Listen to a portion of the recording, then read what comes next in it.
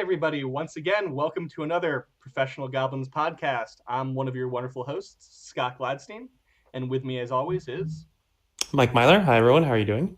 And the always fantastic and zany Savannah Broadway, joined perhaps by my co-pilot Pelly the Cockatiel. Sometimes. And Jay, I hear we have a guest today. Mr. Gray, how are you? I am a guest. Yes. Hello, everybody.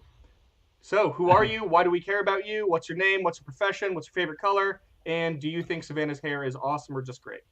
I want to say his name, actually, because Okay. I have a writer's rule that this will come in handy for.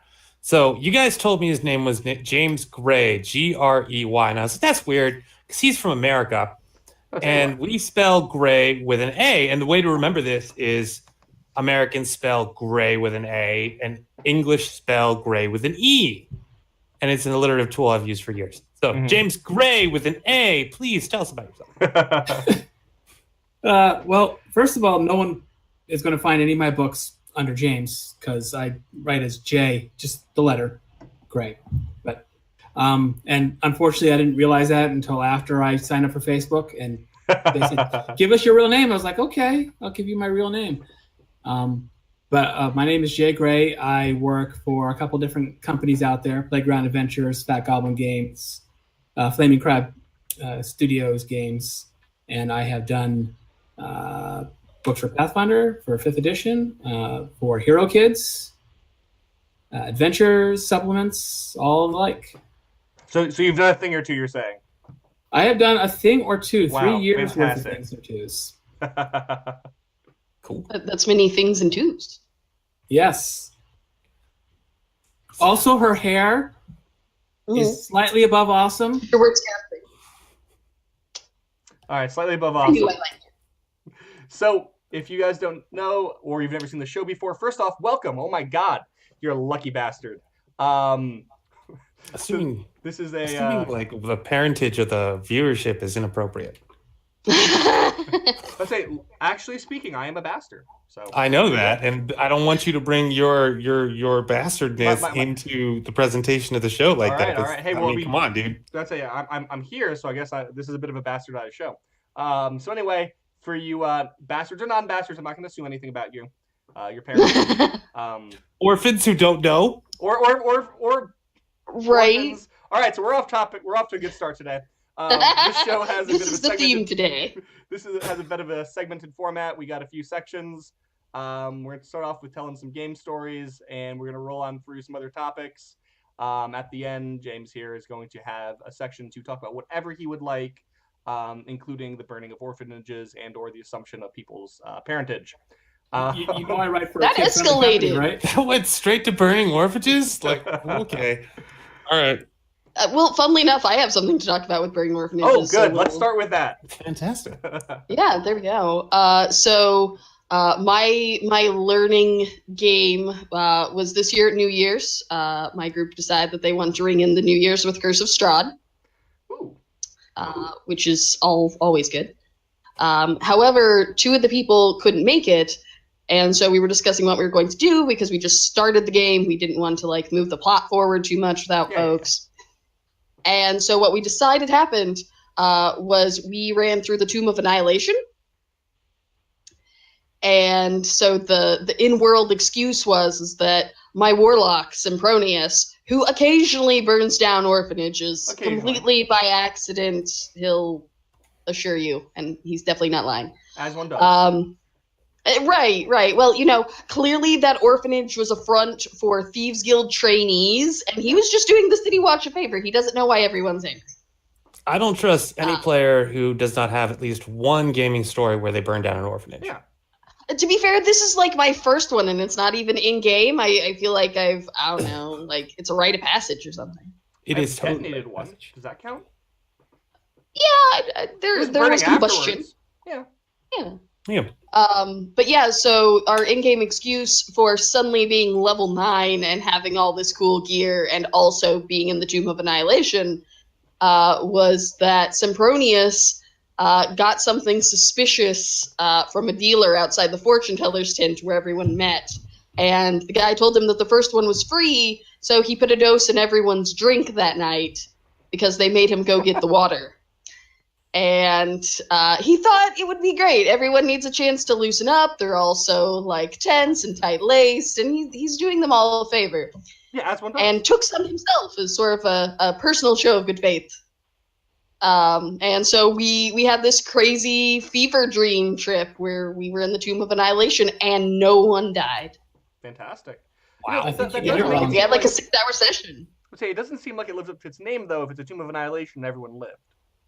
Was anyone Right. annihilated? Well, to be fair, we scratched the top layer. Ah. Like, we maybe took off the varnish of the Tomb of Annihilation. Okay. Apparently, this is that So gesture. maybe in reciprocation, you should have gotten, like, slightly singed. This Tomb of Slightly Singed. It's probably not. It was funny, though, because there's apparently a curse on the place that, because reasons, if you've been brought back from the dead at any time, you start with 20 less hit points. Ooh. And so my character, like, a part of his backstory is that he was resurrected by Bahamut and cursed. Yes, the dragon and- character. Yeah. Yeah. So that was his whole backstory. So he starts with 20 less hit points. He's a warlock. He doesn't get a lot anyway. Yeah. And the GM's like, oh, well, I can knock it down to, like, 15 if you want. I'm like, no, this character's garbage. Like, he deserves So yeah, that's my gaming advice. If you have some players down and you don't want to play without them, just like play an alternate universe thing. I gotcha. I've started a new trend actually this week where if we're waiting for people or they're late or whatever, we'll just play Overwatch instead because we all have Overwatch. Well, So boom. there we go. So We ended up playing a game Your mileage may vary. because like somebody was an hour and a half late and another guy didn't show up. So then we had played Overwatch for like an hour. The guy showed up and we ended up playing with just like 2 players and me for 3 hours. hey man, small groups are good. Yeah, but I'm just saying like if we didn't have that like let's just go do this activity and wait, Yeah. we wouldn't have a session. Yeah. Myself a little bit. There we go. So Mike, do you have a gaming story this week or is that it? Let's see. What do we got? I'll leave it to you 3. Everyman in Brain Surgery, Barontor Wildbeard, which is why 3.0 clerics are terrible, or Timothy Cleaver. Well, when we let our guests choose here. Yeah, go All for it, eyes Jay. are on you now. The last intrigues me because there's no information about it. Ooh, I like Timothy Cleaver. Okay. So my friend was running a 3.0 game, and he was just like, anything you want to do. So the first character was Barontor Wildbeard, which we'll talk about later. And the second character, I was like, okay, well, let's go for like a really cool concept. And in 3.0, they had these things called Necropolitans, which was basically a way to play an undead PC race, but like a straight up skeleton undead PC race, not like a revenant, not like a zombie, but like a skeleton NPC. Nice. Or PC rather. So we made this like kid who was like 13 when he got caught in this dark ritual that made him a Necropolitan. So he ends up becoming this like sort of like a go-to guy in the north because like he doesn't care about cold shit, right? Like a skeleton. And he ended up joining the party, but he was a necromancer. So he had all these like not just skeleton warriors, but because it was the north, Remoras, because you could animate anything back in 3.0. It was very, very open. And Remoras are these like super huge, giant, like death-breathing fire ice worms. So after the first one, he was like, well, I want to have more than one around. So like, even if I'm not going to use this one in combat, because that's rude. It's rude to play a conjurer or a necromancer and like, I will take my 17 turns now. Like, don't do that shit. Nobody wants to be at the table with you. So he had just like, the horde of skeleton warriors and Remoras, and that was good. But in case that one died, he had another Remoras, which was also filled with skeleton warriors, and we called it the Bone Time. And to top it all off, Timothy, because he was, mind you, he was like still very much a 13-year-old kid, rode around on a blink dog that was also undead that he called Blinky. Oh. Did it still blink? Like, was it that did still blink because 3.0. Yeah. Because Right. 3.0. That makes sense. There we go. So that's Timothy Cleaver. Thank you for the story. Yeah. Yeah. Well, James, as you requested it, I request that you now share your story. Oh, okay. Well, I haven't played in any games in a while. I've been running a couple. Let's say welcome to the developer seat. We know. Yeah. I've run a couple. I'm running a hex crawl now. Okay. With my players because they had my one of them inherited a barony in a relatively unexplored wilderness, and they are exploring it to try to figure out, find resources, make it worth being there. And so far they have found a pond where there are a bunch of buckets upside down, just floating on the surface. And they couldn't move Nothing the ominous buckets. there. Well, No, it turned it's totally fine. It turned out that one of the previous barons of the barony, because it had never been well explored, but it had been basically someone's vacation home for a very long time. And he was a serial killer, and he would kill his maids one at a time and burn them and put their ashes in a bucket. Excuse me. And then toss the bucket into this pond. As one does. And so night falls while they're camping on the shore because they're trying to figure this mystery out, because one of them is a gnome alchemist and one of them is a witch, and they're both very much into solving occult arcane mysteries. I mean, if you have a gnome alchemist, I think the story just kind of explains itself. You didn't have to go any further than that. She was upset because she couldn't set anything on fire. Again, gnome alchemist. Relatable. Yeah. And then from the pond, as the sunset rose, the ghosts of all the dead maids. And so they're trying to figure it out, and they tell their story, and it's very clear that if anything goes wrong, because they're fixated on the one character who's the Baron, because they can't tell one Baron from another. As far as they're concerned, this is the guy that killed him. And so he steps up and makes a speech, and I say, go ahead, roll it. I say to myself, anything but a natural 20, they're going to attack, and they're going to have to fight off 100 ghosts. And I had planned for, I had made little ghost swarms for them to fight with. Rolls a 20. Random number gods, man. And so now their manor has a bunch of ghost mates that keep it clean. Oh, As one does. That's cute. And also horrifying. But So Yes. I actually, we seem to have a necromancy theme going tonight. I actually have a story that involves more necromancy than one should ever have. Because I've been developing so much and not getting able to play, as we've stated before, I'm actually trying to run games on Fridays, and I don't have anything planned. Little one-shots just to kind of mix things up. Newbie friendly, all that stuff, open invite. So I ran a 6 level 1 last Friday. And the players are just told, all right, so make 6 level characters. You're going to be exploring the Fountain of Youth. The church, the local bishop priest of a deity has said that there's one out in the middle of the jungle. Go find it and figure out what it is. Well, the players go ahead, take a guide, get down there. This one guy made a skill monkey monk, long story, and had like ridiculous fucking perceptions. It's like plus 20 something. So every encounter I had in the jungle, they just all found immediately before it was time. And they go to this place and they're like, oh, okay, you're attacked by these rather large, grotesque kind of lizardy things, and they have like a big sail on their back, and they fight them off. And they're like, okay, cool, whatever. So they get to the Fountain of Youth, but they find it's inhabited. People are around it. These guys in a cult are there, and they're like, oh, you guys are kind of cool. Oh yeah, come sit down. It's fine. Come join us. It's all good. And the players are like, oh, this is great. Okay, but why is it inhabited? And then the ceremony starts. And they start bringing out the dragon bones. Now, do you know what dragon bones are in China? They're the names they use dinosaur for bones? Steers and stuff like. They were the name they used a lot of times for fossils. Yeah. So these guys were resurrecting dinosaurs. Oh, okay. That's awesome. So we had Necromantic Park, run by a bunch of cultists, and they're like, this seems a little awkward. What happened to the previous people who went out here? Oh, no, they died. It's okay. But they came back. You're like, oh. They came back? Yeah, just like the gnomes. Yeah. They're like, well, how do you feed the dinosaurs? And they're like, oh, well, we obviously, they're fine. No, can you explain that a little bit more? Well, they don't eat people. They eat the subhumans. And they're like, okay, I'm of good alignment. I got to ask you, what do you mean?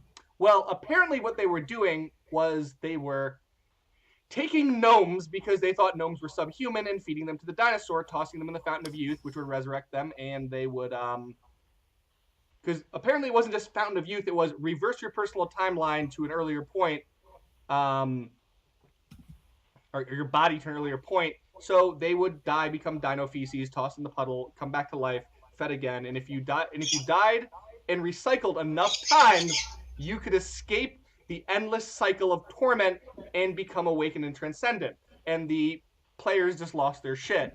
And then a Tyrannosaurus attacks them and the skill monk is like, I have no combat abilities. And everyone else is like rolling ones. And I'm like, guys, it's CR9. You can't fight this. There's a really easy way to do it. And they're like, no, we got this.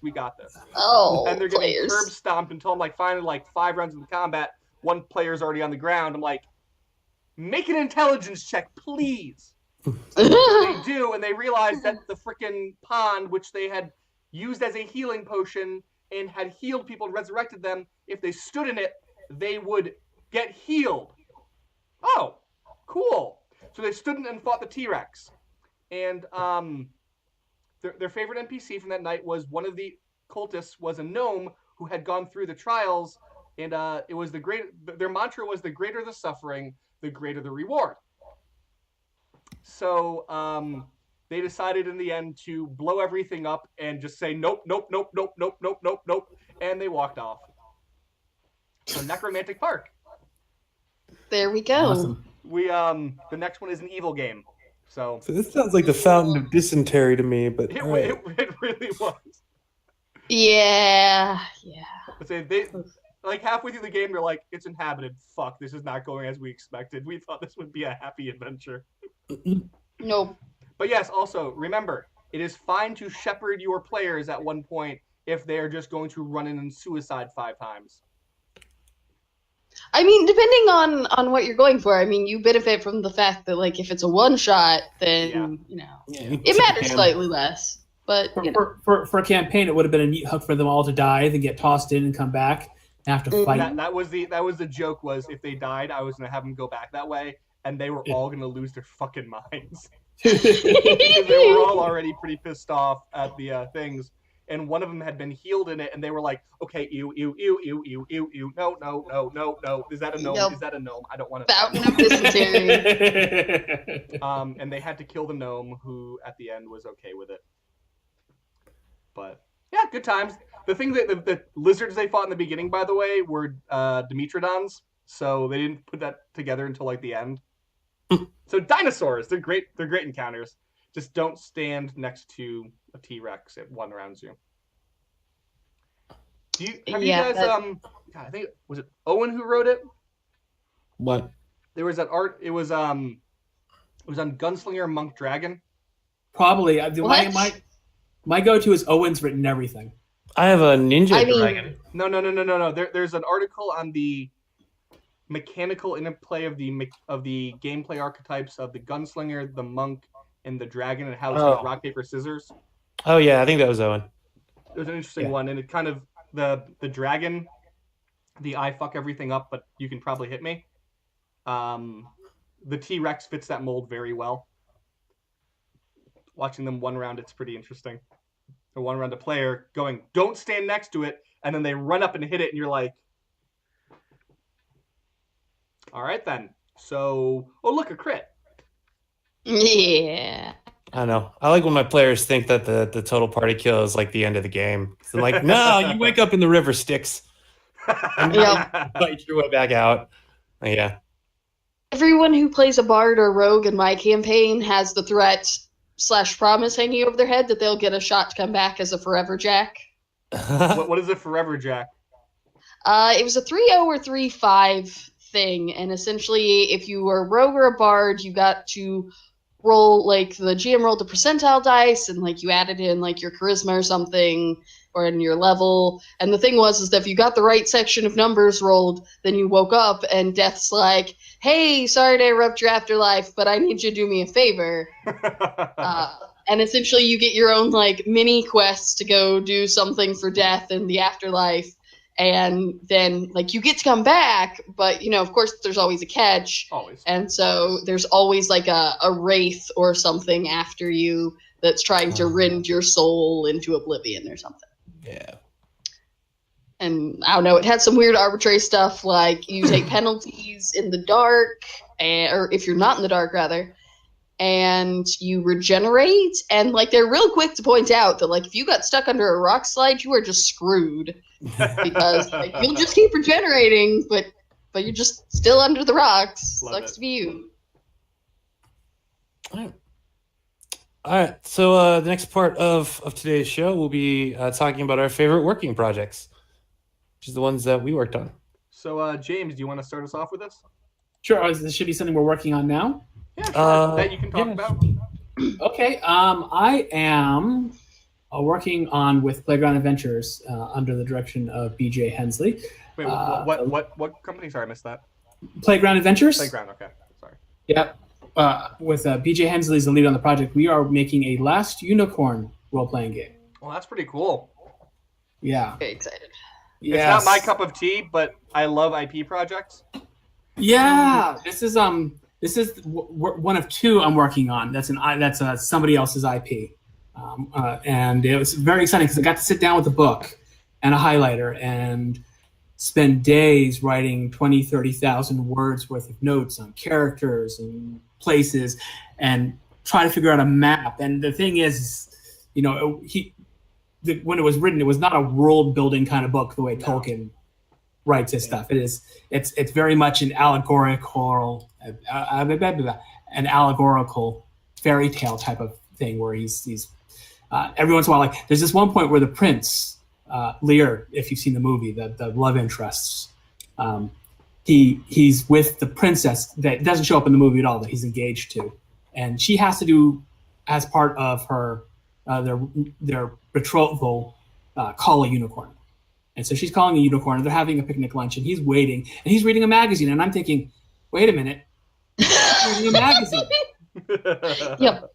There were little things like that you had to account for, and you realize that is it about knowing your place in a story, or going past your place in the story, or finding your place in the story. There's a lot of strange little themes which we need to work out in order to make the game. But it's going to be based on a new system, which we're calling either Uni or Uni, depending on who's pronouncing it.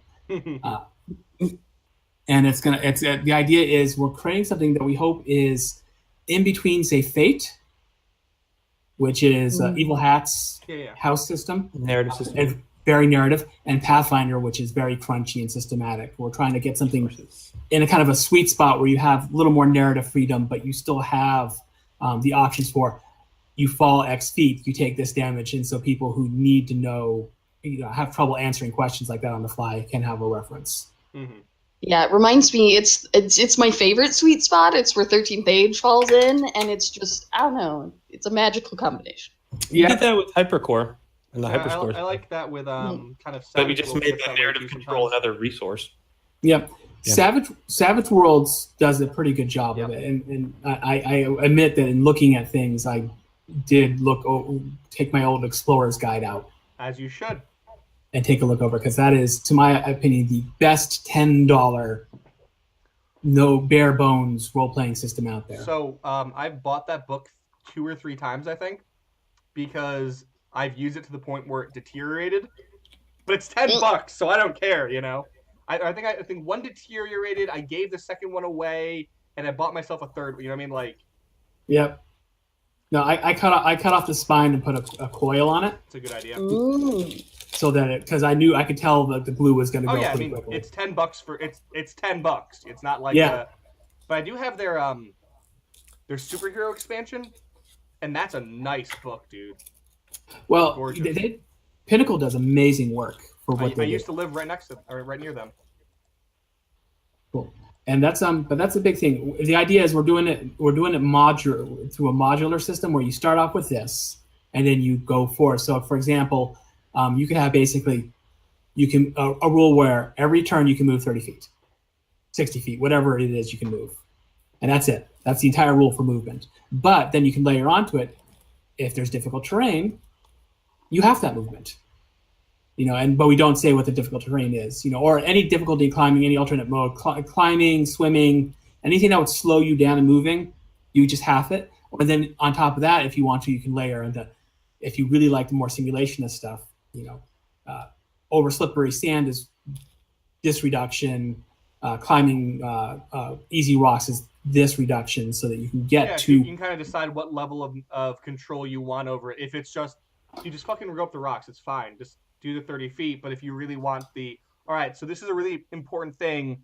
Don't can he make it up there this round? Let's see. There's slippery rocks. They got sand on that. They were wet, and it's on a Wednesday. But it really depends on like how much you need for that scene rather than how much, because enforcing that's a little bit weird. There's times when people are like, all right, well, how many days does it take to get here? And I'm like, it takes 3 days. And they're like, well, what if, but it's raining though, and we did this, and this isn't a Pathfinder game. I'm just like, dude, you get there in 3 days, it's fine. Unless you have some like method of getting there like instantly or really quickly, it's fucking 3 days. When do you want to get there? 2.5, so I get there at midnight. Yeah, sure, whatever. You do a fast march, you're good. Like, there's time to care about the details, and there's time to just fucking move the story on. There is. Though everyone has to admit, Scott, that clearly rock climbing is more difficult on Wednesdays. It is, man. Don't you know? I mean, you study your astrology, right? Mm-hmm. Yep. Cliffhanger That's happened exactly on what my Wednesday. horoscope said. So, anyone else who wants to talk about their current project next? Savannah? Yes, I want to hear about other projects. Look, I'm making a scarf. That is awesome. But in seriousness, it's keep on keeping on with stuff I've discussed previously, clearing out my workload, trying to get a day job. Wouldn't it be Also nice making to this catch nice up? scarf. What was that? I mean, it's finally on site. I've stopped taking a new project, so in theory, I will be caught up eventually. Something will come, and it'll be too nice to turn down. Ugh. Maybe that's why I'm not going to Gen Con this year. Hey, Savannah, I have a project. No, I'm kidding. Nope. No, we got a thing to do, but I have to finish other things before we can start doing it. Right, but that's like on the roster. If someone Yeah. comes to me and like, I would like to do an entirely new thing, I'd be like, I appreciate you, but no. So, Mike, what are you working on? Well, I got a thing that came out today, actually, for 2099 Wasteland. It's Valiant Thor. I've talked a little bit about it before. I really, really, really love the artwork for it. Specifically, Willem Shakespeare. You mentioned that, yeah. Yeah, dude, he's wearing a stop sign as like plate armor. He's fantastic. You know what's really funny, actually? So the SCA, a lot of shields are actually cut from old used stop signs. Yeah, because it's the right metal. Yeah, I think that's where Chan got the idea. Because I was just like I need traffic signs, and then we made the shoulder like a yield and stuff, and like I did all the coloring, and I had to figure out like, okay, so how do I make this look like a tire, and the pants look like sewn together garbage sacks, you know? Like, yeah, I know it's cool. And I don't know, I'm just glad that it finally came out because Legendary Games totally forgot about it because it was supposed to come out like weeks ago. Oh no! Yeah. And they finally gave me the art dump for the Book of Exalted Darkness, so I will get into the last bits of copy that elude me tonight, which is awesome. Only, I don't know, like 45 descriptions and fluff entries to write or something like that. And then 2 demons. But whatever, it's so close. And it's 250,000 words or something at this point. Can you taste it? That is the question. I can see light at the end of the fucking tunnel is what I can. I was going to ask what it tastes like, but fine. Have I mean, you heard about the description of the garbage pants, so you best probably not to ask. Yeah. Legit. No, this is the last 2 days were all the short stories because I decided to open all the chapters with little fictions. Nice. Because I find that's a really excellent way to set up the scene in your campaign book. If you're not adding like small short stories, really consider doing so. It's really like even just the beginnings of the sections where in Pathfinder books where they just have like the little snippet, like even that is just like so good. It really helps you paint kind of with words what your world looks like. And reinforce themes. Yeah. Because like there's the Inquisition being a bunch of shady KGB motherfuckers is important, and like Master Inquisitor Octavius shows up in like 3 different stories, and you're like, by the end of the book, people are gonna be like, what the fuck is this guy up to? So like even if you only read the short stories, you still get like that theme from the larger aspect. Well, I think that's one of the reasons. For a while, my old group, when I was living down in North Carolina, we only played license-based role-playing games because nobody had time to dig into a new world. And if you could watch Firefly or watch Buffy or read Dresden Files, then it was a lot easier to know the world. And so that it kind of helps in the same sort of way. Mm-hmm. There's a lot less world building the GM has to do. Yeah. Homework the players have to do.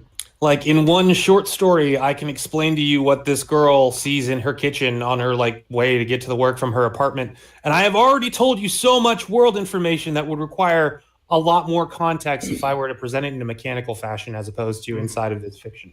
Mm-hmm. Also, it's just so much more fun to read. Yeah, it's true. Yeah, I do work on Back Goblin Games licensed Castle Falkenstein, which is a game from the mid '90s. It's one of the first steampunk. It's not steampunk, but it's the same time period with magic and stuff, and the technology and Captain Nemo and stuff. And it was presented as a game that's entirely in character. Even the rules are written in character because the idea is a guy from our world goes to their world. And while he's there, he writes a role-playing game based on his adventures and sends it back. So even he writes the rules and everything is in character. It's a lot of fun to write and know that there's nothing that's out of character. That's cool. Except for the legal text at the beginning. Yeah. So, I mentioned we were... All right, I'll talk about it later, but we're doing playtests for it. I mentioned that Muthian Dragoon thing for Starfinder. We're doing a lot of Starfinder stuff right now. Space. Yeah. How is that going? Space. It's a new system. It's definitely very new. There's a lot of stuff to work out. But that's true of anything that kind of gets off the ground.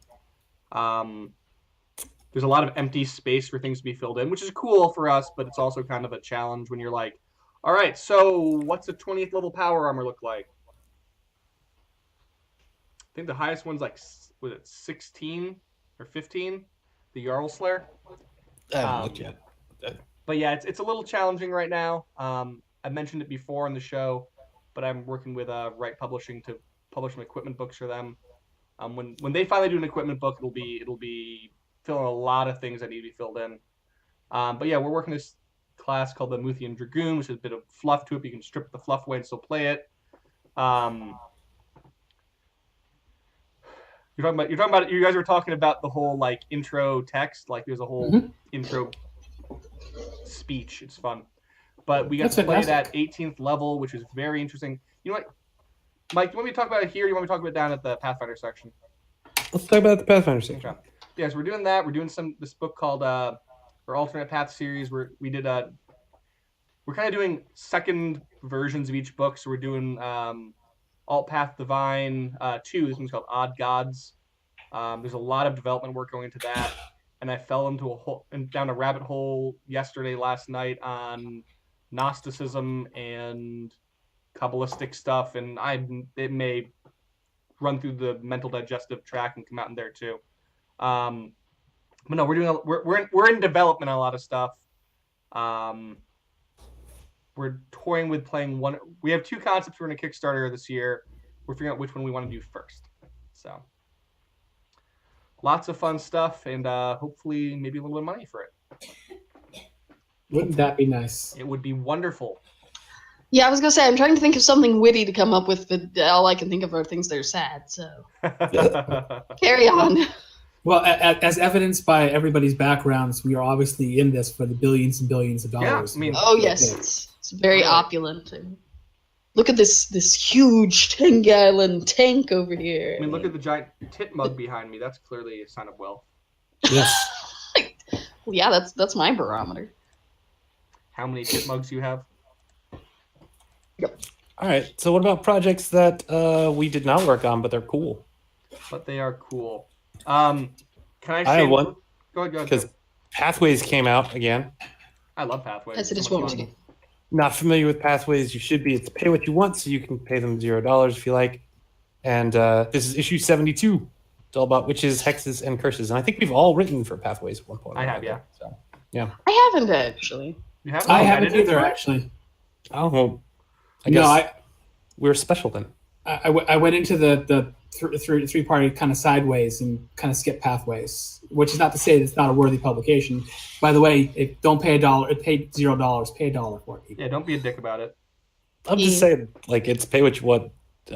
You should pay people money. I'm just saying. It's true. So, I'm not sure if this is... I'll cover that in another section.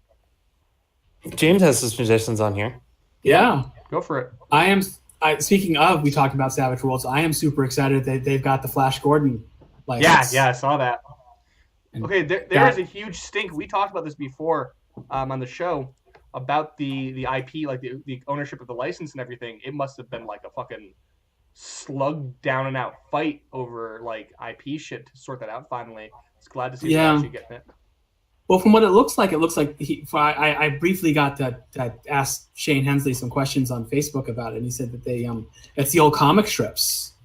And, it's not like the Filmation series or the movie, or though they're inspired by that, but they've got, so that's, and yeah, because apparently the original creator's daughter had rights, but or thought she had the rights, but the syndication company for the comic strip thought they had the rights. And it's been like 20 plus years that they've been doing They've been slugging it out for a while. And that's why, it was such a mess that's why George Lucas did Star Wars, is because the rights were so messed up he couldn't get the Flash Gordon rights. Huh. Yep. Oh. That's what we got Star Wars, yeah. He basically made a love letter to Flash Gordon and then tossed in some some influences from elsewhere. And we're like, look, guys, I made my Flash Gordon fanfic. Do you like it? It's AU. See, that's why I can never quite get why some people hate on fan fiction so much. Because, like, so many things are actually fan fiction when you look at it. Once Upon a Time. Paradise Lost. Yeah. Biblical fan fiction. Exactly. Really weird? Dante's Inferno was like fan fiction shitposting. Let's say I actually hold the distinction of having written biblical fan fiction. There we go. Enoch at one point. Oh, one of the lesser known books. I don't suppose it involved a blind man with a machete, did it? No. That's Book of The Eli. question is like Martin Luther's thing, if that was fan fiction. What was it? Gosh, I've forgotten. Oh, that's the angry Facebook meme. Yeah. I mean, this is what the characters really meant.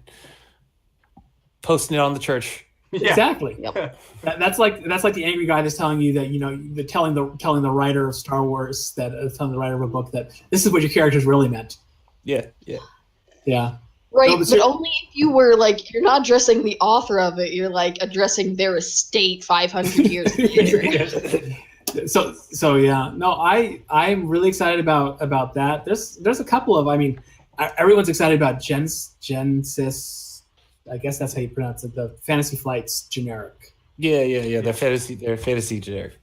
I'm not super excited about it, but I'm always glad to see a new thing for people to play with. I've talked at length about my issues with I don't know. I actually just sent a comment to Savannah about like rules that I added to Book of Exalted Darkness, because I found like when you play Conan, they use a similar system where there's always these like extra shit that happens whether or not you fail or succeed.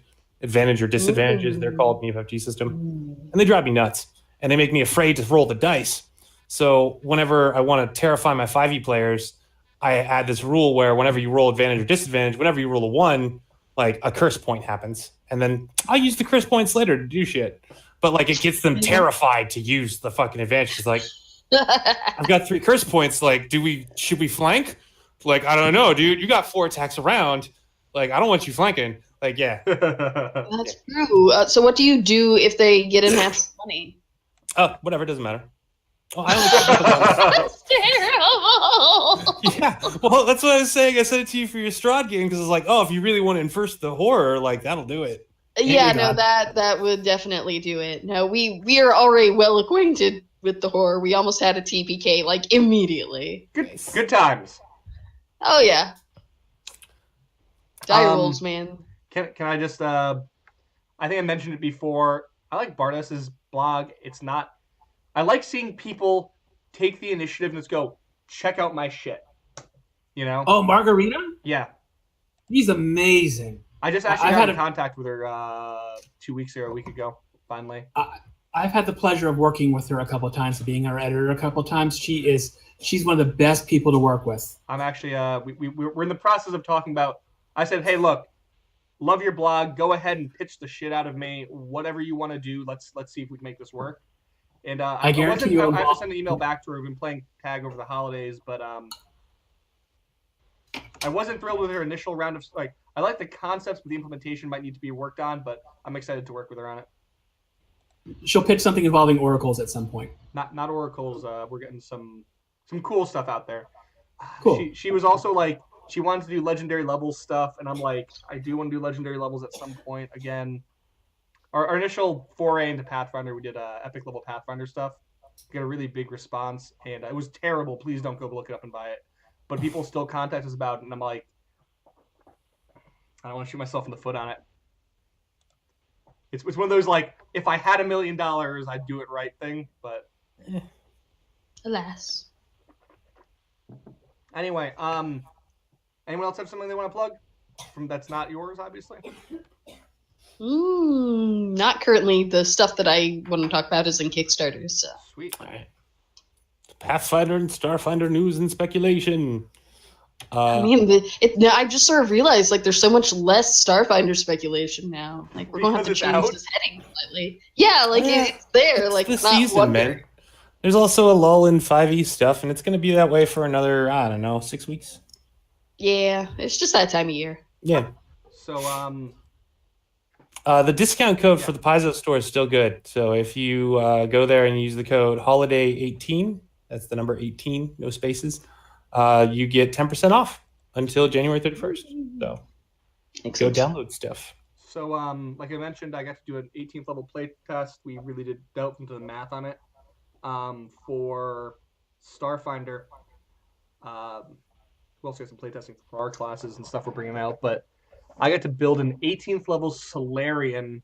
We had a fighter and the what's it called? The armored one, the Iron Man, the not Iron Man. I get to be Hulkbuster. We had a mystic who could heal. The mechanic with an exocortex he's talking about, I think. No. It's a fighter style. Oh, okay. Like Armored Blitzer. It's not Armored Blitz. It's not something I've gotten to read yet. Yeah, it's a style for fighter, or for soldier. Sorry, not fighter. But yeah, it's pretty solid. It's so at 18th level, I'm sure they're gonna fix this by adding more equipment. But at this point, you hit a wall at like, I'd say probably 14th level or so. In terms of like starting wealth of just shit, you have way too much money. There's nothing really to spend it on. Again, once put in an equipment book, I think it'll solve that a bit. But like, even if you I bought a few weapons of my level, suitable armor. Don't you have a spaceship? No, but we could buy several. Yeah, I would think that the money goes into the spaceship. You could, but again, remember, games aren't always about that, and they say you just get one initially. Oh, okay. But even then, it wouldn't. Collectively in the party, we were just buying whatever we could just to burn money. I enjoy the "you are a goddamn cyborg" subheading. Yeah, so you guys know how you used to like load yourself up with magic items and weapons and shit? Mm-hmm. The problem is, I won't say problem, something interesting is augments and like fusions are pretty useless actually. Augments and stuff like cybernetics are what you spend most of your money on at high level. So if you don't have every part of your body modded in some way, either by magic or biology or whatever the hell you want to do, that's where you get a lot of your big bonuses and stuff. So like the weird thing is everyone at 18th level is a cyborg basically.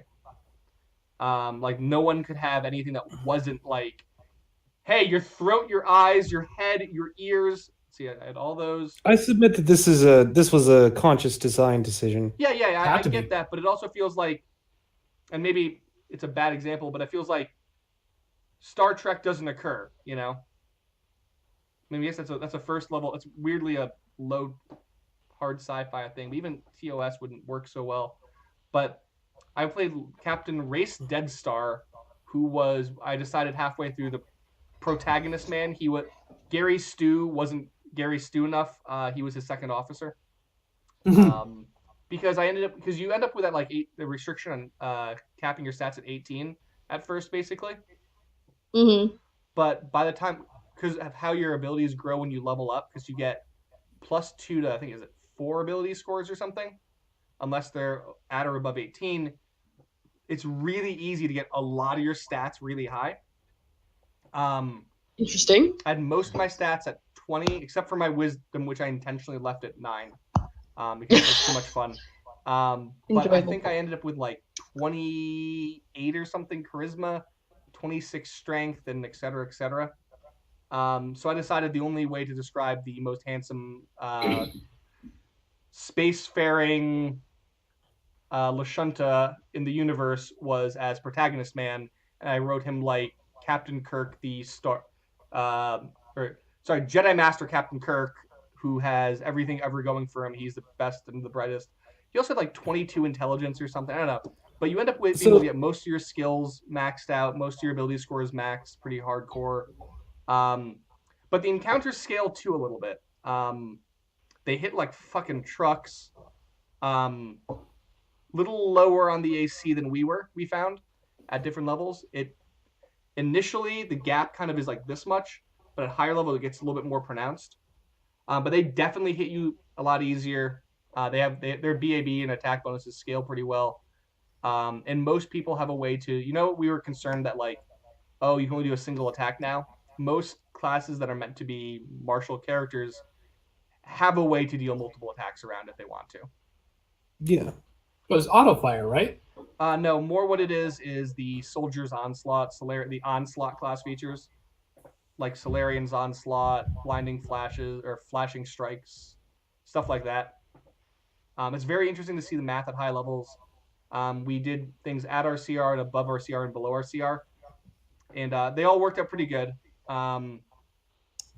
Critting in that game is just gross when you hit it right. Weapon fusions are pretty useless, I found. Weapon fusions, instead of being like enhancement or enchantments from like 3.5, Pathfinder, is much more, hey, we're going to swap what you do on your crit. And that's basically all it ends up being. Which so is it's almost like the flavor channeling cleric skin. Yeah. It's like that, but it costs a lot of money. Well, which apparently isn't super prohibitive at a certain point. At a certain point, no. True. But it's like, hey, instead of doing your laser gun can do knockdown on a crit if you want. Cool, I guess. There's nothing that really improves things. It much more swaps around options for stuff, which isn't bad. Especially kind of customize things. I just wish it didn't cost a bunch of money to do it. But yeah, high level is a lot of fun. You get a little. You guys know? You ever play the Unchained Monk at all? No. Or just monk in general, is look at all the options I have. I'm sitting here with all these supernatural options, just kind of do my thing. Spend a key point, do one of these 40 things. Right. You kind of get, and that's why like option paralysis is a problem. Solarian has that problem at high levels. I had probably a dozen things I could do on any given turn, which is cool. I love it. But it also was like, which one do I do? But none of them were really like OP, which is kind of nice. It's a very nice job balancing by their team. But I also was like, I have too many options. But Soldier didn't have that problem because I hit you with my fist. He's in Hulk. There's something very comforting about that. Yeah, it is. And that's what the Soldier's supposed to be, I think. I think Pathfinder has that problem higher. It's just not necessarily options. You have, especially if you're a spellcaster, you have so many things you can do. It's like, I'm going to, it's my turn, and now I'm going to go through the 5 pages of information I have to figure out what I'm going to do. What does an 18-level Universalist wizard do on his turn? Yeah. Fuck, I don't know. Yeah, anything he wants. I'm introducing my 5e group to Pathfinder. Or at least, like, I'm transitioning 2 more. Some of them already knew some of it. But their minds were blown. They're like, oh, what sort of classes are they? I'm like, no, let me just send you a link. Like, here's a page. you should send me all the classes. Base class list. Yeah, well, I sent them to the PFSRD, which had a bunch of the third-party stuff. I'm like, just don't even look at the third-party stuff. Like, it's fine, but, like, this will be your first Pathfinder character. Just, like, aim for, like, the base class stuff, maybe. But, yeah, I think one of them's going to run a summoner, which seems like a questionable choice. Ooh, yeah, and one of them... if you need to. What's that? Move him to Unchained Summoner instead of Basic Summoner. It kind of fixes a few things. That's fair. That's fair. I will have to look at that. For a first-time player, yeah, it'll definitely simplify it. Yeah, it'll simplify it and makes it a little less OP. Yeah, and I had to talk one of them down. They want to play Spiritualist, which is fine. Not for first-time but player. I talked them. Yeah, I was gonna say I talked them down to the medium, which is still a bit complicated. Yeah, but still. But still, it means that there will be a 6-person party. And so I talked to the person with the Eidolon. I'm like, okay, so they're going to be a very friendly, shaggy dog sort of like personality. Like, they're intelligent and they have feelings and stuff, but like they're not gonna have a running dialogue. That's a good idea. This is my Harpy Eidolon, and we do a comedy routine on Tuesdays. So yeah, medium. Like you don't fight beside them; they fight as you. Yay. So yeah, that was kind of our experience. I'll let you guys kind of know if we run anything else. It wasn't bad though. I enjoyed it. I should sum that up by saying it was fun. We had a great time. Things popped. We got to splat aliens. It was good. It feels like you say you can't do Star Trek and stuff. It does sound like you could do, say, Mass Effect with it. Yeah, definitely. You can definitely do Mass Effect. Where you got the implants and you joined the military. Congratulations. Here's your gene augments. Yeah, very much so. It feels a lot more like mid-game feels a lot like Dune. Like Benny Gesserit, yeah, don't worry. Soldier's gonna fuck you up. He's a Benny Gesserit. Oh, we're also working on soldier styles. That's another thing we're working on. I'm working on that with Sasha Hall. If you remember, cool. She's cool. Anyway, yeah, that's about all I got. I just wanted to expand on the thing about items. I feel like the PFS people were like, please do not give them a bajillion fucking items for us to deal with Starfinder organized play. Mm-hmm.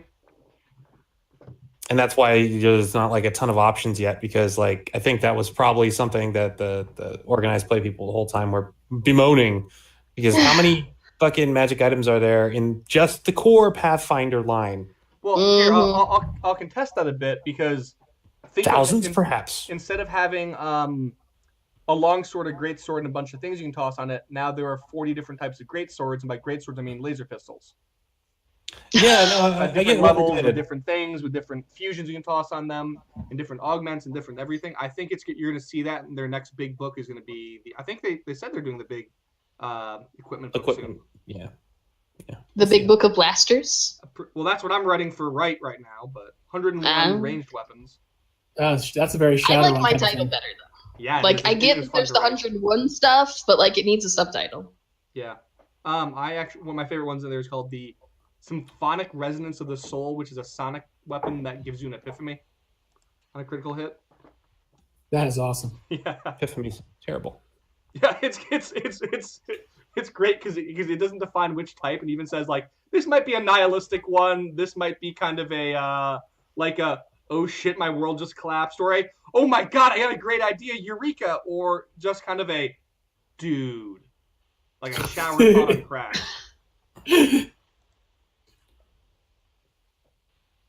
And this is why Owen was like, you need to write this. I'm like, I do need to write this. All right, so what's next? The only thing I have for D&D 5e is an article I wrote today, because it occurred to me that I'd made a system for. So there's a lot of cool stuff that D&D 5e does very well, but calculating spellcasting in monster challenge ratings, or even calculating monsters challenge rating, is. I think I saw your post about that. I'll be right back.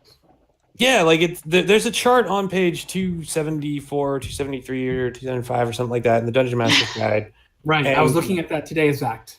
Yeah, they don't really follow their own rules, and there's like a lot of personal discretion involved. And like they give you, they're like, okay, so if it has this ability, that's +1 CR. If it has this ability, it's +2 CR. But for spellcasting, they're like, oh, we'll talk about it in the monster manual. And then you go and you look in the monster manual, and like nothing. They don't. There's like 2 paragraphs that mean almost nothing. So it's something that I've struggled with a lot, and like I've done a lot of spellcasting NPCs, and like it occurred to me that I had kind of developed a system in my head for how I do it, and I just had sort of codified it. So like here's how it goes. Does it use magic primarily or secondarily? Like if it's a paladin or a ranger, or if it doesn't need the magic to work, then it probably uses secondarily. So just use the fucking chart.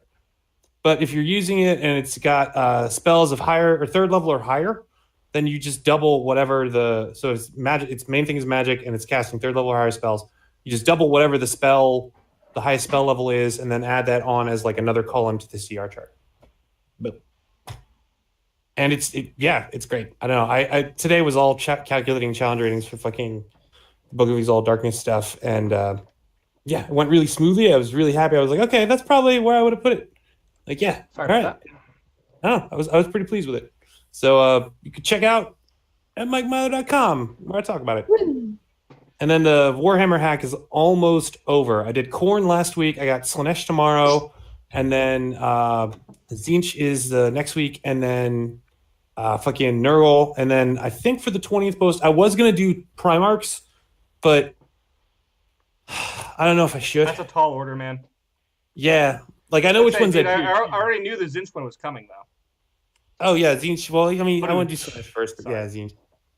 And then I mean, I was gonna do Leman Russ and Magnus because they're the two Primarchs that stand out the most to me. Because fuck you, who wants to do fucking Roboot Guilliman? Like nobody wants to. Well, the thing is though, I mean, he's actually back and alive now, so I know, and like so they can maybe raise the Lion Lord, they think, and technically Lionel Johnson, my favorite goddamn Primarch. Leman Russ is out there and promised to come back at the fucking last minute. I take his word, and I believe he'll come back. And also, Magnus is still out there too. I just want you two to know you're adorable right now. they get this way. Let's say the interesting thing was my army that I played for a while was Loyalist Thousand Sons. That was really weird. I know that the Crucible of Ahriman or whatever the fuck it was, but I played them because they had really interesting models, and I got to make some really interesting stuff. And they're painted like green and brown, and I don't know. I love the shit out of them. So yes, please do Magus. I love Magnus. He's fun. I don't know, but like, should I give people Primarchs? Because then they're gonna be like, "Well, I want to fight the Primarch," and it tops out at CR 30. Yeah, kill it. And are they CR 30, or would the God Emperor be a CR 30, or like, does he deserve stats? Like, I don't know. Well, here if you do it, you got to make sure Cypher can kill him. Yeah. Cypher's my boy. No, not giving something stats is my favorite line of defense. Yeah. Well, here, what if instead of doing stats, you just were like, all right, here's how they would interact with the players. They don't have stats, you can't beat them, but, you know. Oh, yeah. I'm tempted to just be like, and here's the 20th post, and it's a link to the Google document that has all the posts in it, all nice and formatted, and nice. Now I'm going to talk about the process of this and like just do like a little introspective. That'd be cool. Yeah. People would like to see that. Yeah. So. All right. So what do we got next? That's it for 5e news. I got some other RPG news this week. Yeah, actually. I see, man. Go for it, man. A couple things. First of all, the Demon Lord needs playtesters. So if you like good games, you should go and talk to him about that. Oh shit, dude! I only like terrible ones. Fuck. All right, I guess I'm out. Rob Schwab. And if you play D&D, you have almost undoubtedly interacted with his stuff by now, because he writes all the evil things for D&D. You'll like this, Scott. Modifius has a bunch of free RPG quick starts out, including Star Trek, Conan, Coriolis, and Achung Cthulhu. And a bunch of other ones, it looks like. Shit, that's a good way to start the year. Infinity Free RPG, Elite Dangerous, Mutant Chronicles, yeah. They get an RPG supplement of Elite Dangerous? They did. I didn't know it made that much of an impact. I was not a big fan of the West End Star Wars game. I understand a lot of people are. Wait, that's which why one was that? Is that the D6? D6. Oh, okay, yeah. Yeah. But I know it has its flaws, but I really liked Saga D20. Edition in the preceding one. Yeah, dude, it's fucking great. I liked Owen's Star Wars is excellent. But yeah, if you like the West End one, they're re-releasing it as a 30th anniversary thing. They're taking pre-orders now. Yeah, we are living in a weird time where companies that make RPGs are licensing RPGs from companies that barely exist anymore. Yeah. To release, it's kind of strange. I've talked to a couple people about this, but like at Gen Con, I noticed that like we breached $1 billion in the industry, and like the big wigs are realizing there's a lot of money here. So like licensing ramped up over the past couple of years. It was really noticeable this last year, and it's going to be super noticeable this year. Well, it's I'm excited to be working on license product, but it could get you too. Look at what it did to a poor Margaret Weiss and her game, the Marvel. I actually turned down a license thing because I knew I couldn't. I didn't want to grab that tiger by the tail. It eats you. I do have an interesting one that might be coming up though. The thing is, it's not a huge license, but lends itself really well to it's a book series that's it's like a lit RP. You ever read those books? And I really enjoyed the series, and I really want to do it as a thing. And I contacted the person. They're like, "Shit, I never thought about that." And I'm like, "All right, man, let's do this." And it wouldn't be a huge product. It would be like the equivalent of like a module kind of. Mm-hmm. It wouldn't be huge. Like the Vampire D thing Pathfinder did. Yeah, it'd be something small. Yeah, exactly. It'd be something like that. Maybe it might even be smaller. Just literally like, here's a few iterations of this dungeon. Go nuts. TSR did stuff like that way back in the day. And that's literally what it would be. And if it catches on, they would be like, I'd be like, all right, guys, let's do the world. Let's do the campaign book. Let's do it. But I'd like to see how that works out. I think that's gonna be some companies. I think there's a lot of small IPs out there. You know, they got cult followings. Yep. Web comics, YouTube channels, animations. In before someone says, let's do a PewDiePie RPG. No. Oh my God, no. But, you know, I can imagine those would be cost effective, and you know, in some ways might even be better because you get your 100, what they call the 100 true fans. Yep.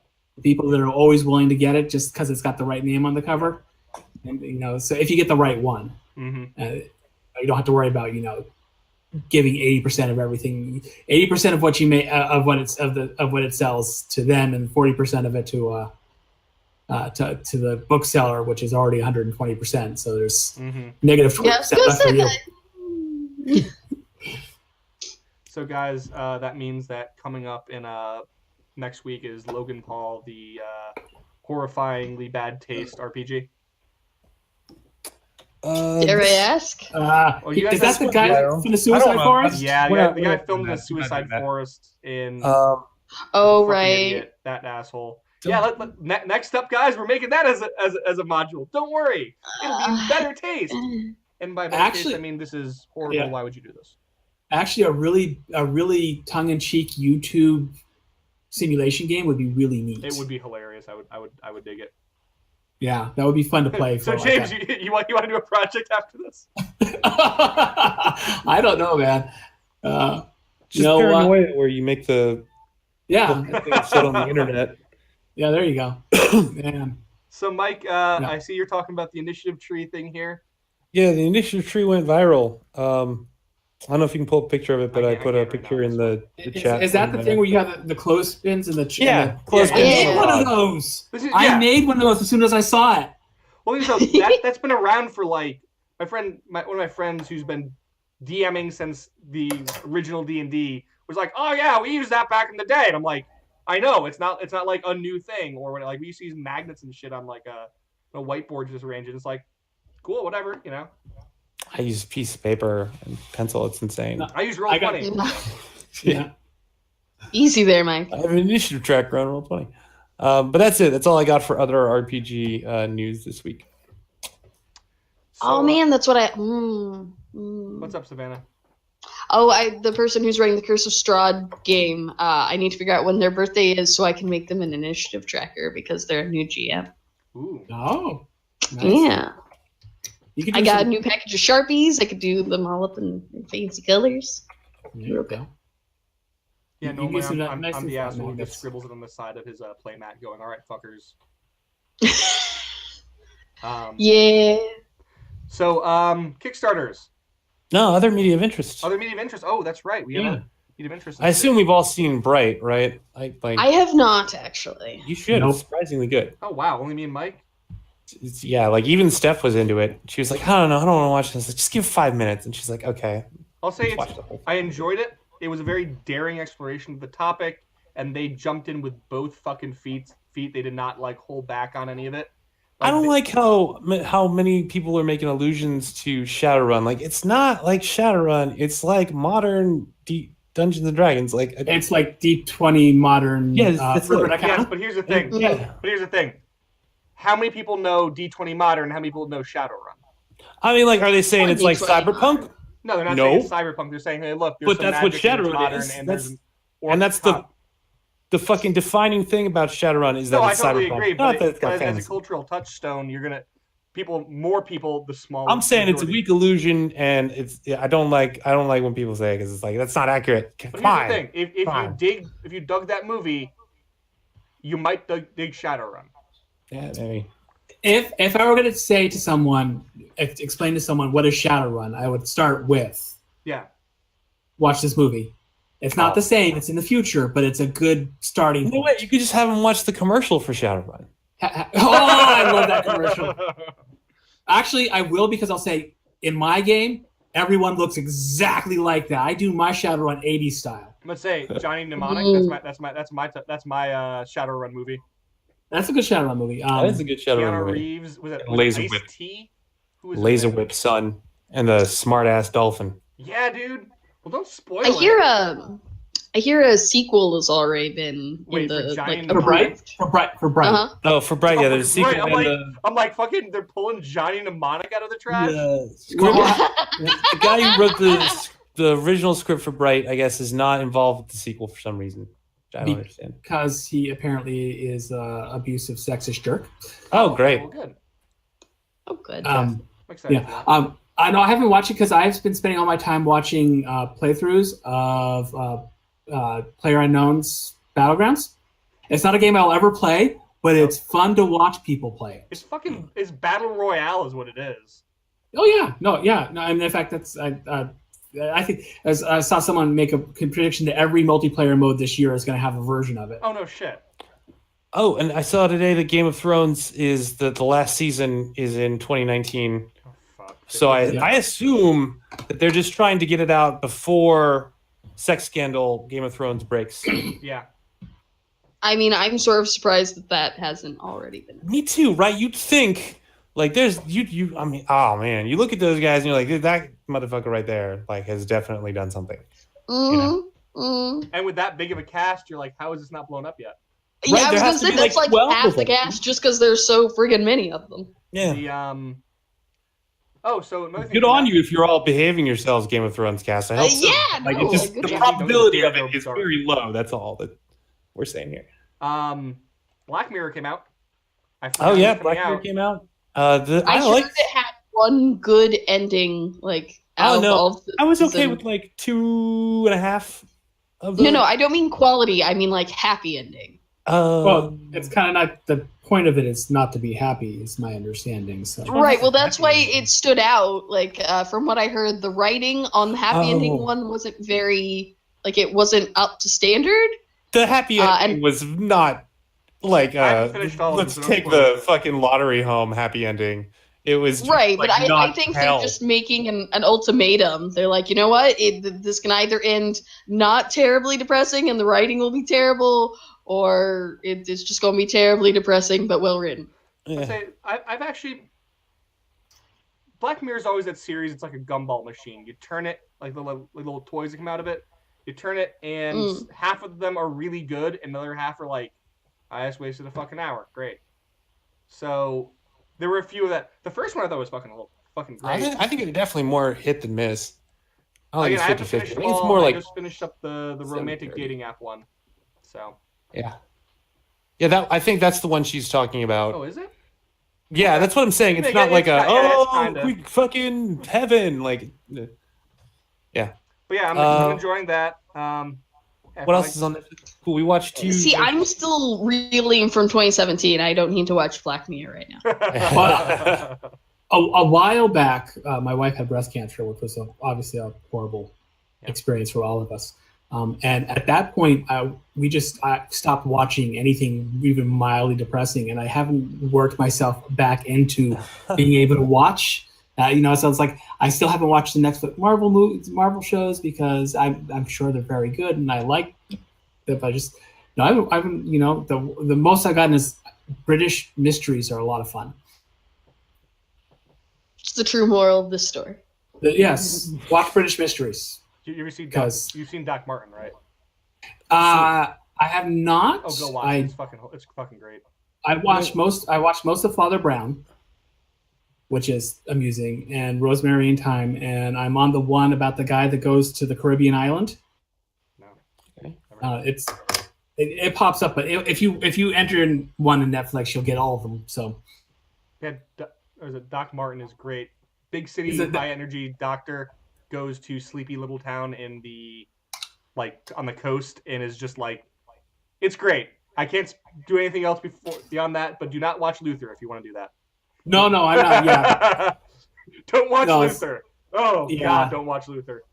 Doc Martin says, is that the one about the doctor who develops a phobia of blood? So no, he has to retire? Luther is Eldritch. No, not Luther. Yeah. I know Luther. Yeah. That's the No, Doc the one Martin about is just, he ends up in the country due to a fuck up and is just like the most serious dude in the world, super high strung, and like everyone else is just like, oh, hi! And he's just like, That's what it was. We mentioned Luther. That made me think of Martin Luther. Call back 95 Theses. That was his Facebook rant. Yeah, that's what we were talking about. Yeah. Yes, I just couldn't think of like the title. I couldn't think of the title either, but I remember like he posted some shit that bitched about the church. Yeah, it's like 95. 95 Theses. 95 Theses. so Mike, you're talking about Dave Chappelle here in the notes? Yeah, apparently he's done doing specials for a while.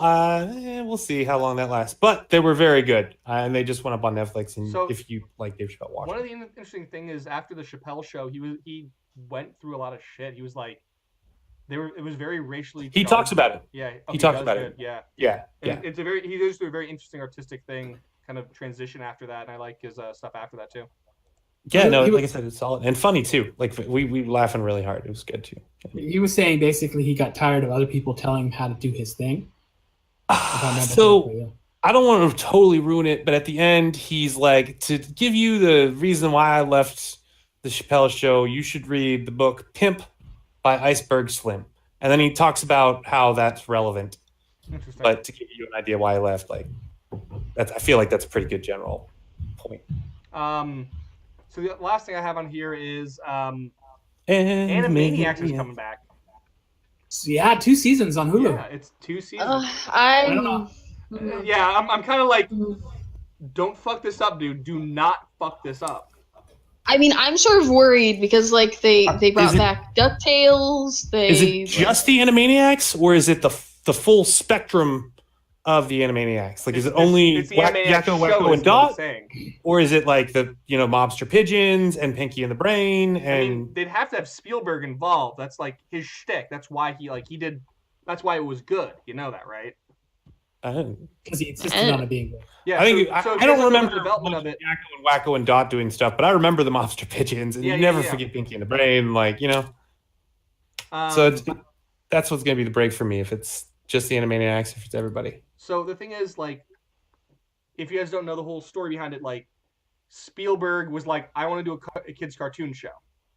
Mm-hmm. And Warner Brothers said, sure, we're going to throw money at you. Just go do whatever the fuck you want. Because you're Spielberg. Okay, so they're also getting Pinky in the Brain, which means that the Animaniacs thing will not necessarily be quite everything. The thing is, though, so Spielberg did that, and that he was a driving force as to why it was funny. He got a bunch of voice actors he'd worked with. That's why they had such a great cast. And he held them to certain quality standards and yada yada. But that kind of makes me concerned going, because it doesn't say Steven Spielberg's so into this and wants to do it. It's just kind of like, look, nostalgic property, It is his production company, though, but that doesn't mean it's Spielberg himself. Well, we'll see. A while back they did Looney Tunes as a kind of buddy Oddfellows sitcom. Yeah, I saw that. And it was actually really good. I enjoyed it a lot. And the musical numbers, if you get to see them on YouTube, there's a role-playing one. Yeah, I've seen that one with Daffy, right? With very heavy metal thing. That was that's going to be my bar. Are the musical numbers up to snuff? Yeah, if the musical numbers aren't.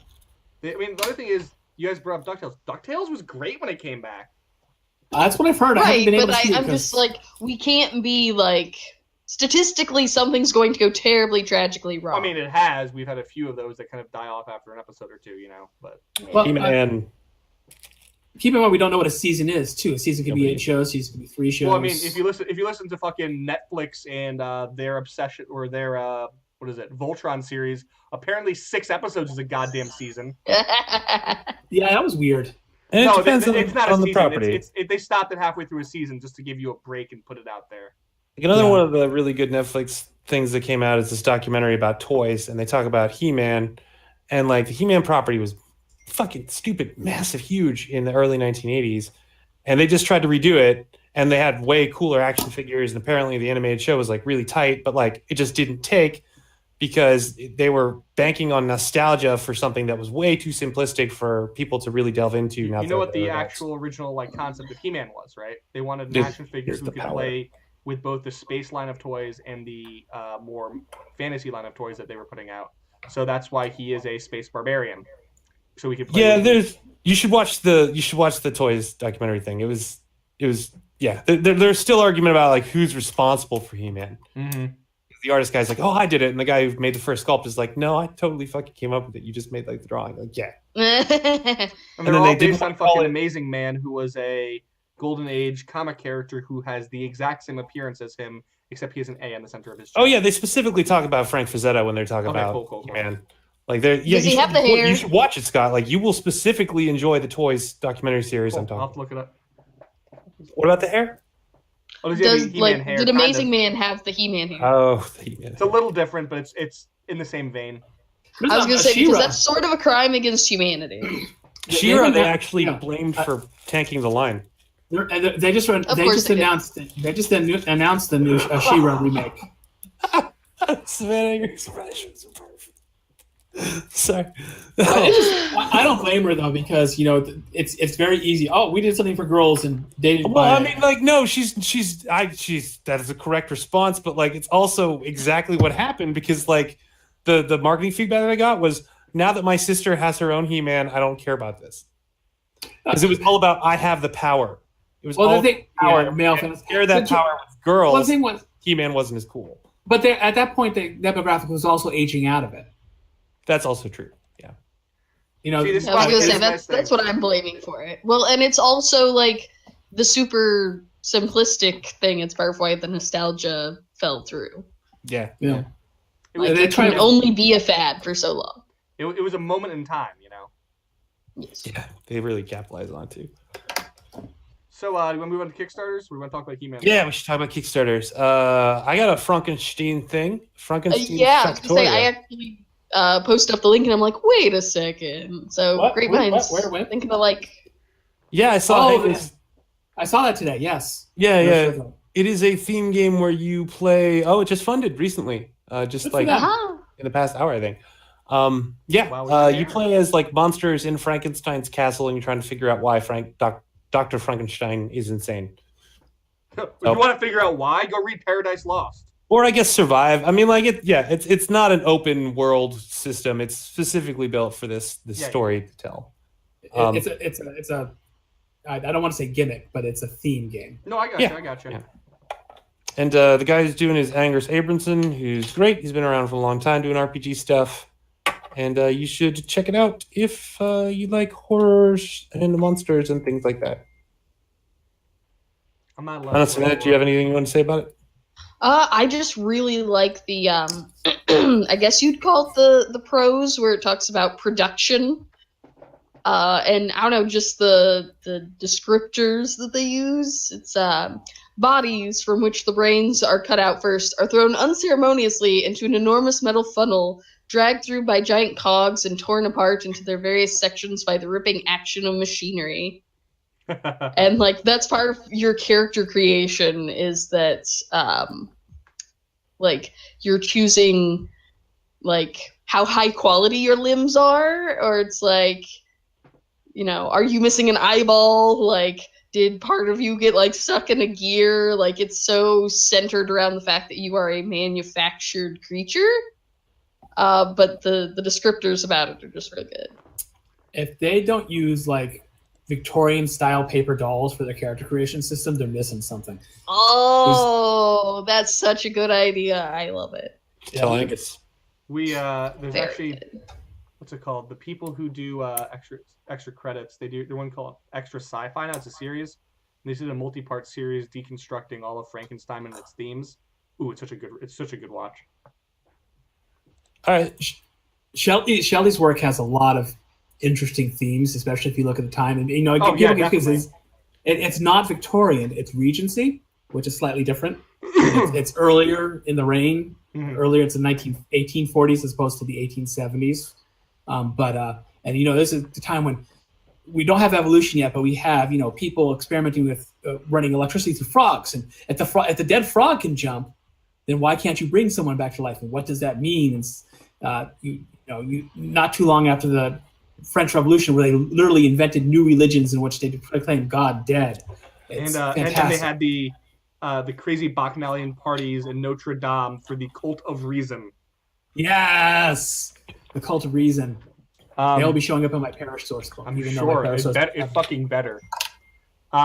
They also have the she has a really weird relationship, like very atypical, especially for the time period, with her sister Lord Byron, her sister's husband, and like at one point she was in several menage a trois, and just like she had a very interesting outlook, and she's kind of an inspiration when you look at what risks she took and what she just said in her work to kind of reinforce that. She just kind of took what the establishment was and was less like, all right, come on, let's make this a little bit more humanitarian.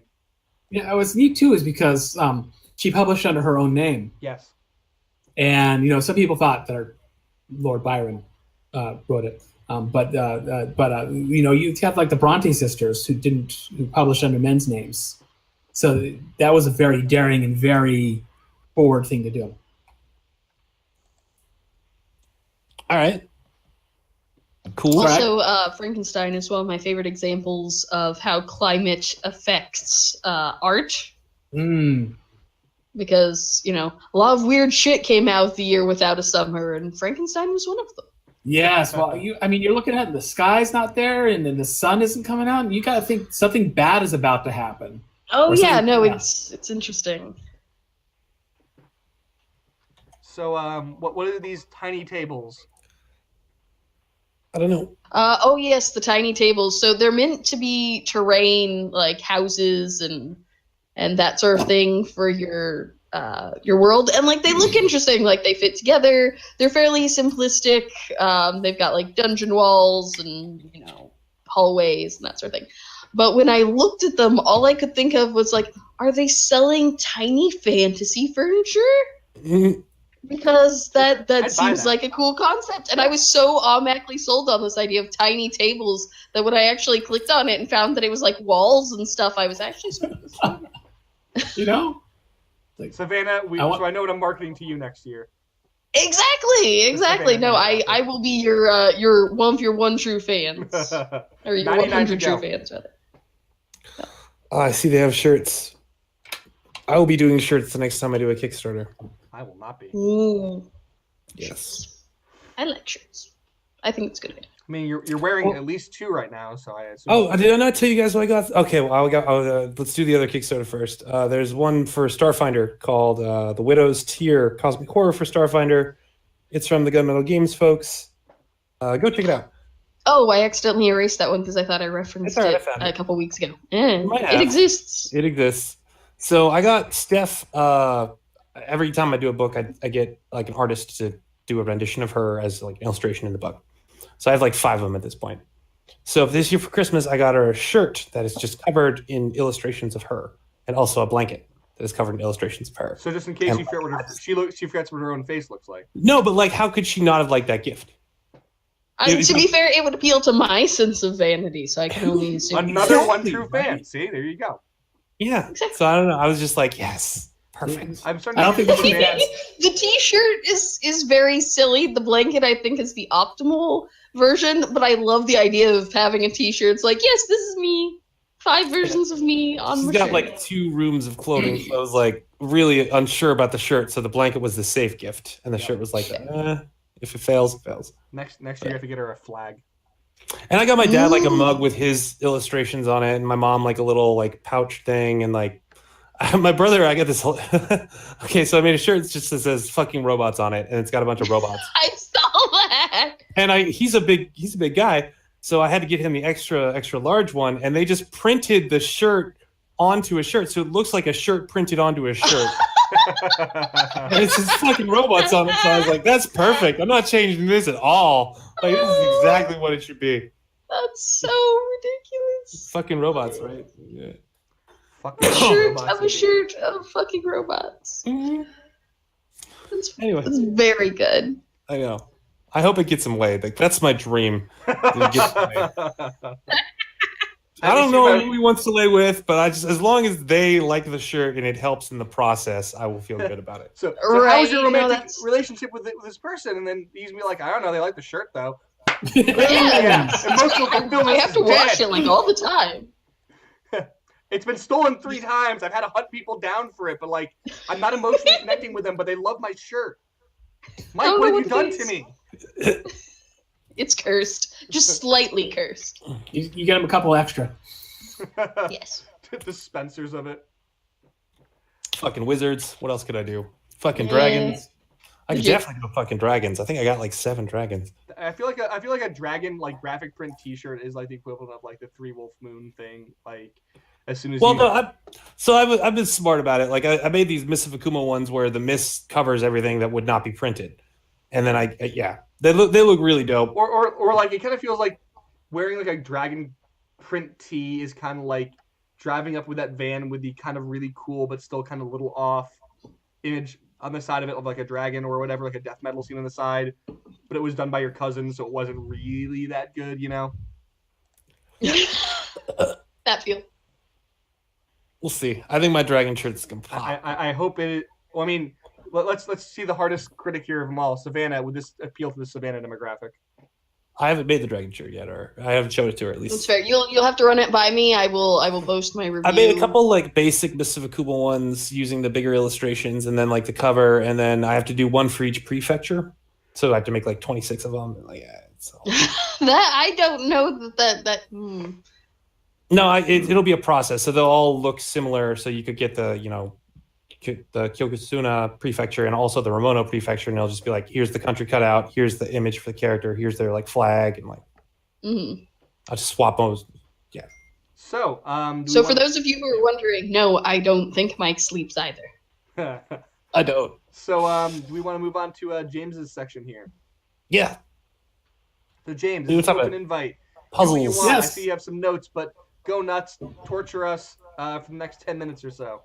Well, I love puzzles. That's just right. I love puzzles in role-playing games, and I don't think that they get enough. I don't think they get enough love. It's very difficult to do them well. Complicated folding puzzle in one of my early adventures, and like nobody gave a shit. So I was like, "Well, fuck it." I get that. No, I get that. Well, for example, without letting anything else, the adventure I turned to get in today was essentially an escape the room adventure, where they've got to do puzzles. And there's a lock that is a puzzle, and if they don't, I include rules. I include the hardness rating of the chest and the disable device DC, and I made them ridiculously high for reasons. So that Never underestimate a player, though. You know. No. They can if they try hard enough, they can crack that sucker open. But puzzly thing I did. I made infinite dungeon, so I didn't have to do a map request. Save them some money. And basically, it was just like, because I don't know if you realize this, guys, but people tend to design dungeons going to the left or to the right, like this, counterclockwise, starting from the south or from the north. That's but news it's always to me. almost That's not how I do it. always, yeah. I mean, like here's what I do. My rule is always go left, and every time that I have ever done a dungeon, I've subverted whatever the fuck we're supposed to do by going left, because it ends up being the shortcut to get out. Like every time. Conan always goes left, so exactly. So with this like infinite dungeon, I was like, all you have to do is go right. If you only go right after like 7 rights, you get out of the dungeon. But if you go left, you just keep going in. Like if you take left and rights, just keep going in. If you go straight, keep going in again. Also, if you want an even more classic version of which direction you should go, Sleepy Hollow guy, what was his name? Ichabod Crane. Ichabod Crane went right, and look what happened to him. Yeah. Well, you know the the wrong term in Albuquerque, so don't go that way. One of the things with puzzles in games, especially in like a 3-5 D20 thing, the problem is, and it kind of was something I faced in that story at the beginning, was players aren't always on the same brainwave as you, even if they're perfectly smart. Yeah. But for example, we had we had this thing called the Gauntlet, where we had to run through the 1 hour module of 3 different GMs or whatever, or 2 hour module of 3 or 4 different GMs, and got progressively harder and whatever. And this guy Caleb had a dungeon, and it was a big puzzle is like basically a rotating thing with inside of a thing, and fucking no one could figure out his goddamn dungeon, and it was just like at the end of it, he's like, guys, make a fucking int check, just here's what you have to do. But like, because we missed one key bit of information, it was very hard to solve, and you lose players' interests after a certain point of, all right, so I solved this one, and I solved this one. I just want to fucking hit something now, dude. Can I hit something? You know, like, yeah, I think you should always have a backup plan for like, what if your characters don't, you know, or what if your players rather stop doing fucking interactive puzzles, because you end up spending hours and hours getting it to work, translating it from here it is on the page to here's the thing you put in the player's hands, and like half the time they just don't make the logical leap, so it's a waste of your time, and they have to default. And that's a roll 1d6 to see if they make the logical leap. Yeah, there's ways. You're right. Puzzles challenge the players, not the characters. Exactly. It's a good way of putting it.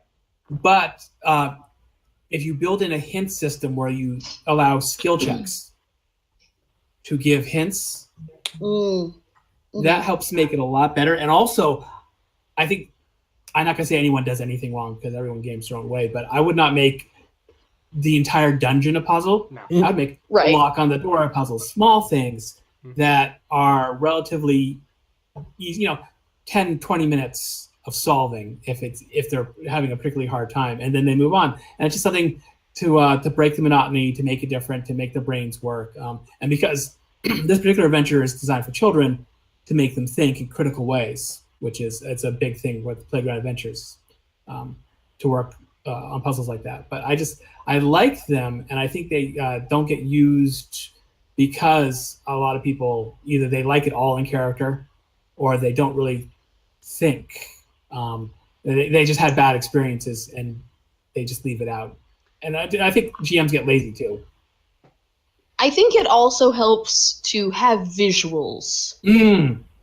Because if there's one thing players really like, myself included, you wanna hold something and look at it and turn it upside down. Don't laugh. I wrote a Ponyfinder adventure. No, here's the thing. I'll talk about that in a sec, but go ahead. I think at least, count, I don't know if Scott has, but that makes 3 out of the 4 of us who have worked on Ponyfinder. I have not. Oh, cool. I developed a lot of it. But the thing is, though, it's a lot of people's cup of tea, and I've heard great things about it, and I will defend it to the day I die. It's not something I would do, but by God, was it Max Silver? Is that his name? I think David Silver is finally starting to use the fucking editing guide I gave him, because I haven't been contacted for more work. So, good for you guys. Yes, I do his layout, so yes, at least his writer, and he's learning to format his documents properly, which is fantastic. Yeah, I gave them a style guide, and I was like, look, at the top of it, I'm like, just save this as whatever your new title is, and then just use all the things that are here. And so they've been doing it. It's good. Yeah. Yes. Yeah. The layout. It's much easier to lay out his stuff now than it was. The stuff they gave me was so sloppy. It was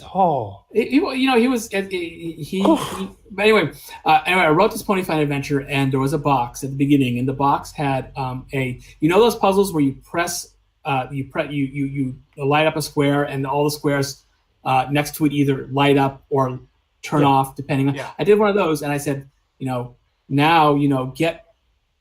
get 9 coins, and if they're lit up, their heads, and if they're not, their tails. There you go. And do it that way. And that, I think you're right. A visual with a puzzle like that. And the one I just wrote, they play a game of Simon at the end. Not Simon Says, but the color match. Yeah, the electronic one. I got it. And I said hopefully we're going to include the color cards in the adventure that has cutouts. So one thing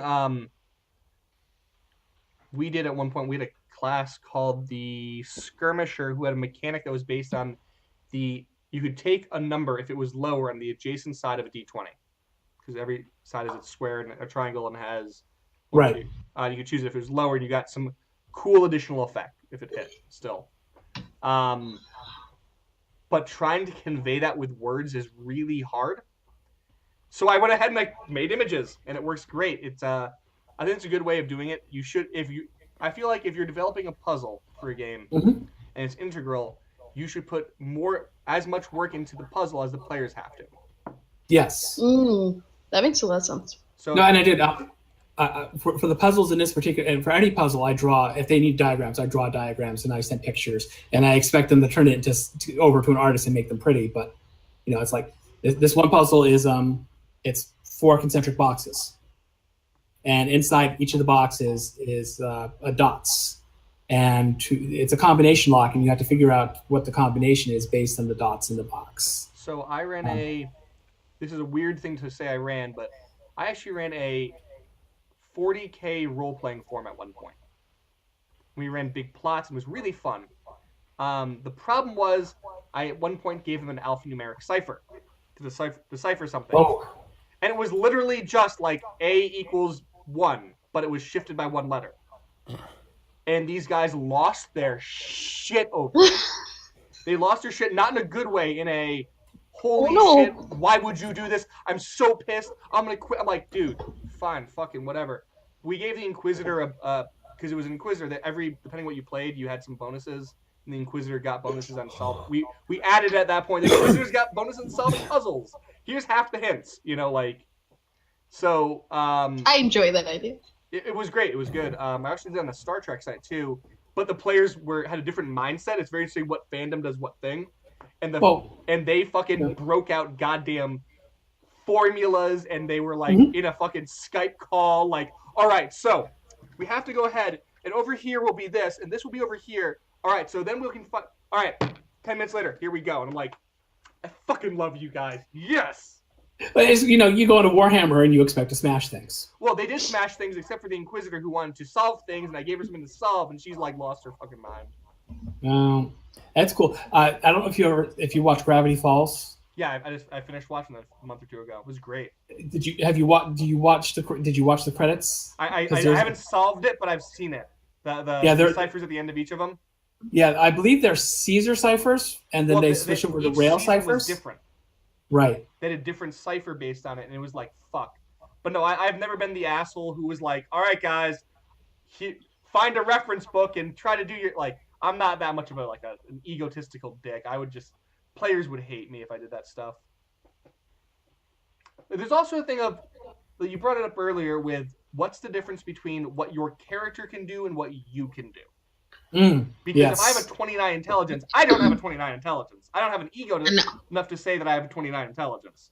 I may have a 29 charisma, but a 29 intelligence. But my character should be able to fucking solve this thing like that. Like they said skill checks, but I don't think skill checks that auto bypass are a good way of doing it. No, because it was the point of being there. Also, not just my character's smart, they should know this, but also taking into consideration my character has a 29 dex. And so whenever it comes to, like, navigating this trap-filled room or whatever, they should have a much more inventive, hands-on way to do this than, like, I run in a straight line and roll some acrobatics checks. Well, I wrote a one-on-one adventure for Expeditious Retreat.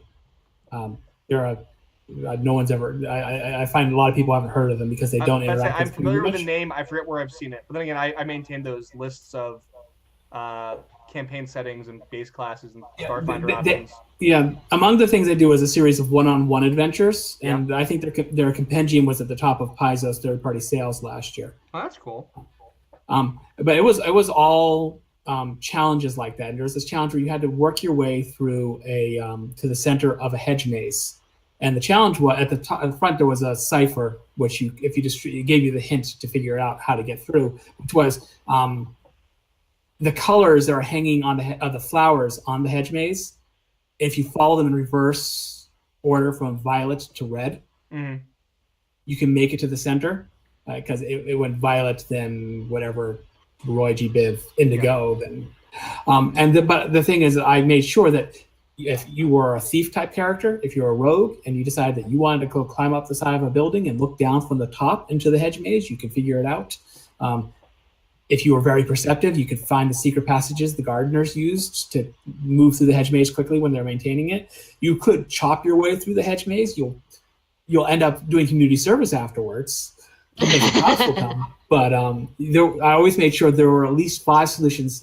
In this adventure, there were 10 different challenges, most of which were puzzle-like, if not straight-up puzzles. And I always made sure that each one had at least 5 different solutions. I had I was part of the female Link game jam, And I made a very interesting Legend of Zelda style game, like an action adventure one. And I watched someone play through all the games on YouTube. And my submission was in there. And, Zelda is a puzzle game at its core. And he ignored every fucking thing and is like, this. One of them was just like, he ignored every damn hint. I'm like, read the fucking sign. It's right. It says, do this. Wonder how you do this. The sign. There's one interactable thing. Click on the sign. What the? No idea. And you switch between one world or another, and there were some differences to them. Like, one was like the good world, and one was the land of leaves. And one had enemies and one didn't. And he did not fucking get, like, half the time the answer is switch to the other world. That's the main mechanic of the game. Never once. Where the fuck do I go now? I don't know. There's a door. It's blocked. If you open the thing, if you switch to the, oh look, it's there. And I'm just like, I'm sitting like peeling the skin off my face as I watch this. I've watched it like 3 or 4 times. Anytime I'm like feeling good about myself, I'm just like, let's go relive that failure. No, you didn't fail. No, I know. But things though, I maybe could have been a little bit more obvious about it by being like a fucking arrow. I don't know, a bullseye, a like person sitting there going, right here, click here. Like, there's a voice that said this like, no idiot, go click that.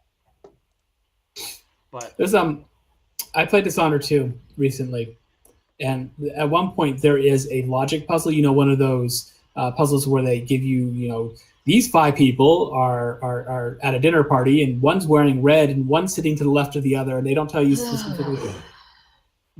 I enjoy those kind of puzzles. I don't inflict them on. I'm glad you enjoy them. They drive me mad. I don't inflict them very often to other people unless I relatively simple ones. But it was interesting because you could skip the entire level if you solved the puzzle. And so I sat down for an hour because it was a particularly complicated one with 6 factors, and I solved it. You're mean. I got through, and it was a lot. It was very interesting. I will eventually go back and replay that level to see what I missed.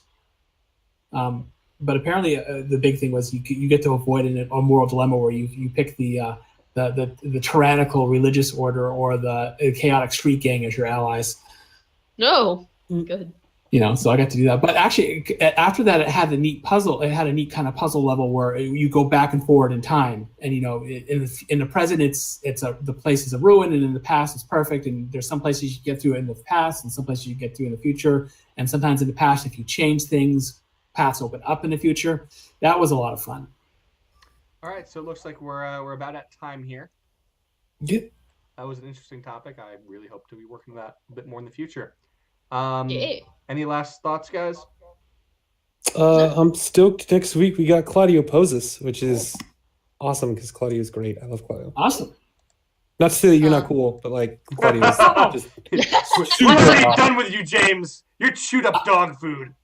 I'm a 42-year-old to be fair, dad. Mike buys most of his shirts via Claudio, if I remember right. That is also true. Half of my shirts are from. So like he's clearly biased. Jay, you should clearly put out shirts. When I see Claudio, I give him bear hugs.